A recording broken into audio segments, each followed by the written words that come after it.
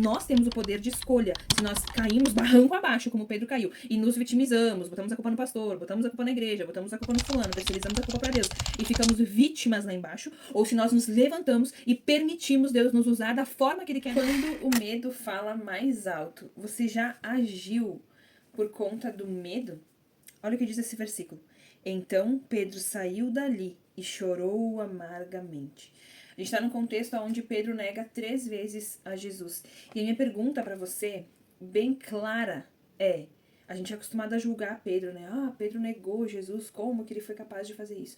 Mas a minha pergunta clara é, você acha que Pedro negou Jesus por falta de amor? Você acha que Pedro, porventura, não amava o seu mestre quando negou ele 3 vezes? Eu acredito que Pedro era doido, era louco por Jesus. Pedro largou tudo para seguir Jesus.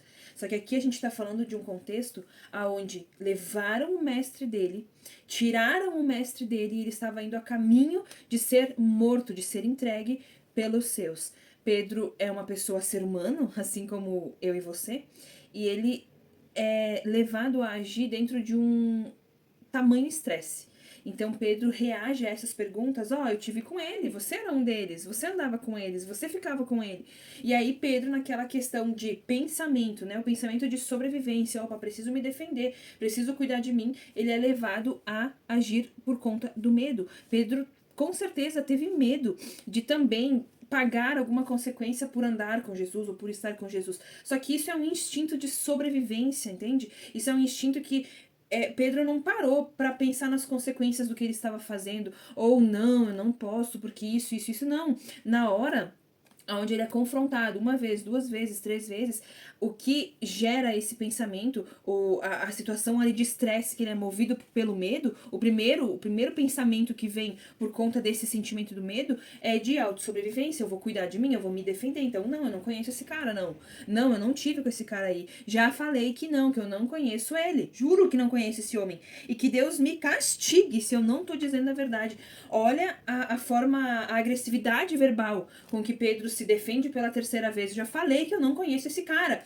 Não era falta de amor, era medo movido pelo tamanho, a pressão do tamanho, o estresse que ele estava passando. E aí, o que eu gosto bastante de perceber aqui dentro desse contexto dessa passagem é que, além da gente ver os erros do ser humano, além da gente ver a falha de Pedro, que a gente é acostumado sempre a julgar, usar o nosso dedinho julgador e julgar o erro do outro, o erro do outro, o erro do fulano, e a gente esquece de apontar o dedinho para nós também.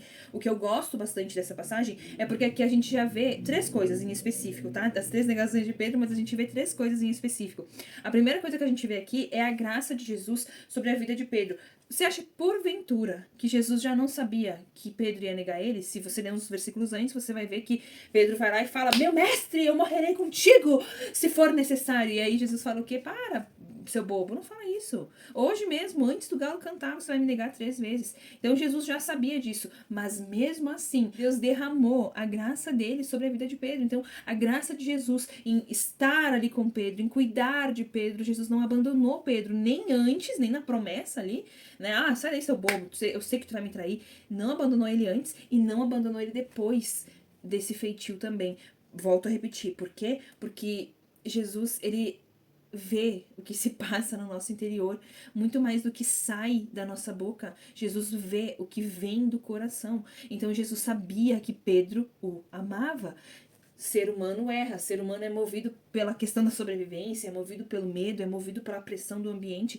Nós somos seres humanos, por isso que nós estamos dando ênfase aqui no quanto é importante nós trabalharmos a nossa emoção, nós trabalharmos o nosso controle emocional, nós trabalharmos a nossa estrutura emocional, porque quando a gente se conhece, a gente consegue trabalhar com as situações ao nosso redor. A segunda coisa que a gente vê aqui, claramente, que Jesus não o rejeita, né? Jesus não rejeitou Pedro depois que ele traiu, tanto é que mais tarde Jesus volta e pergunta para Pedro também, você me ama, Pedro? Eu vou perguntar de novo, você me ama? Pedro, você me ama? Responde, sabe? Eu tô aqui, eu te amo, por amor a você eu tô aqui. Você me ama? Entende? Então Jesus não abandona Pedro. Por se sentir traidinho, ele me traiu, ele não teve comigo, agora eu não quero mais contatinho com ele. Não. Jesus mostra tamanha graça sobre a vida de Pedro, que está com Pedro no antes, no durante e no depois da sua falha. E a terceira coisa que eu anotei aqui que a gente consegue ver um confronto com a nossa fraqueza, porque se você ler aqui, no momento que Pedro precisou se defender por sobrevivência, e eu não tô defendendo o que Pedro fez, tá? Seja racional aí e entenda o que eu tô querendo dizer. Não tô defendendo quando você mente porque tá acostumado a mentir, ou quando você defende o seu pecadinho de estimação, e nada disso. Eu tô falando de um contexto onde Pedro, por sobrevivência, e isso é nítido, porque tudo que ele tinha feito por Jesus, ele ia negar Jesus assim simplesmente? Não. Eu tô falando pra você olhar com um olhar de ser humano, por ter empatia pelo erro de Pedro e entender que ele não fez isso por querer, ou por planejar fazer, ou por ser acostumadinho a fazer isso, não. Aqui, ele tem um confronto com a fraqueza dele. Então, se você ler depois ali, quando ele é movido a responder de forma, sabe, rápida, espontânea, intuitiva ali, não conheço, não conheço, não conheço, depois disso, depois que o galo canta, que ele lembra que Jesus já sabia que isso ia acontecer, a Bíblia fala que Pedro se retira e ele vai chorar amargamente. Pedro se arrependeu, ele teve um confronto interno com a sua fraqueza. E aí sim, quem sabe ele tenha caído em si do que ele fez.